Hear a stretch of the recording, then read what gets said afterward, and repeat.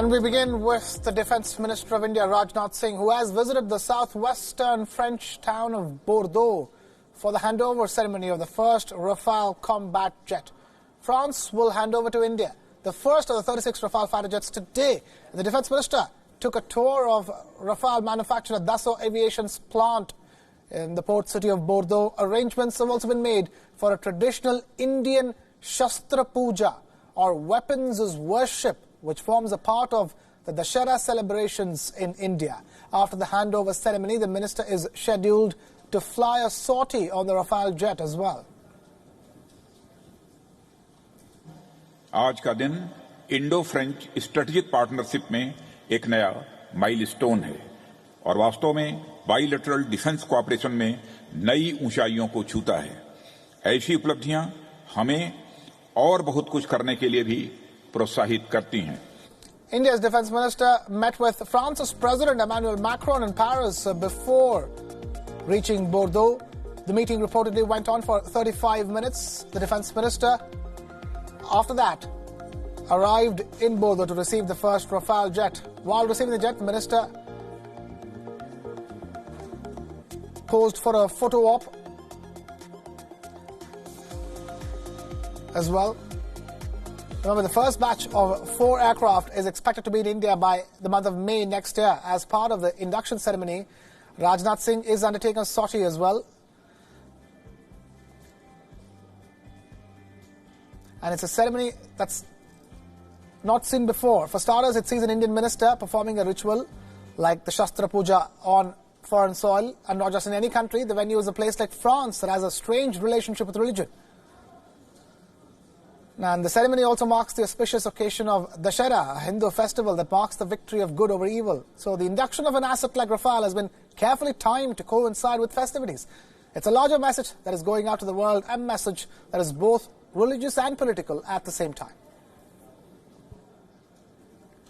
And we've been bringing you non-stop live coverage of India taking delivery of the Rafale fighter jet at Dassault Aviation facility in the city of Bordeaux in France. These are the Rafale fighter jet 4th generation aircraft. Defence Minister Rajnath Singh making a speech at the ceremony that is unique for 2 reasons. It's not every day that the Defence Minister goes personally to receive a defence purchase that was made by India, and it's also the first time an Indian minister will be performing a traditional Indian ritual called the Shastra Puja, which is basically a ritual that's meant for the worship of weapons, that is performed on the occasion of the Dassault Hindu festival that is taking place in India today as well. Today is also an important day for the Indian Air Force, which celebrated the Air Force Day. The 87th anniversary of the Indian Air Force being celebrated today with a grand spectacle of a flypast at the Hindon Air Base near Delhi. So this taking delivery of ceremony being timed with the Indian Air Force Day's celebrations as well as the Hindu festival celebrations that are taking place in India today simultaneously.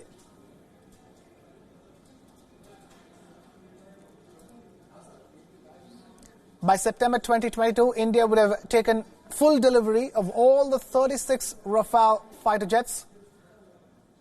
Bear in mind, 4 of them are expected to arrive in India in the month of May next year. That's May 2020. And they will take about a couple of years before becoming fully operational in the Indian Air Force.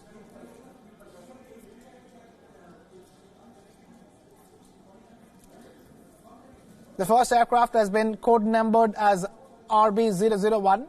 That's a tribute to Rakesh Bhadoria, Air Chief, the Air Force Chief of India, Air Chief Marshal Rakesh Bhadoria, who played an important role in the procurement of the Rafale jets and the signing of the deal with France's aircraft maker Dassault Aviation. It's a major upgrade to the Indian Air Force's striking capabilities that should worry both neighbors on both sides of India, both Pakistan as well as China.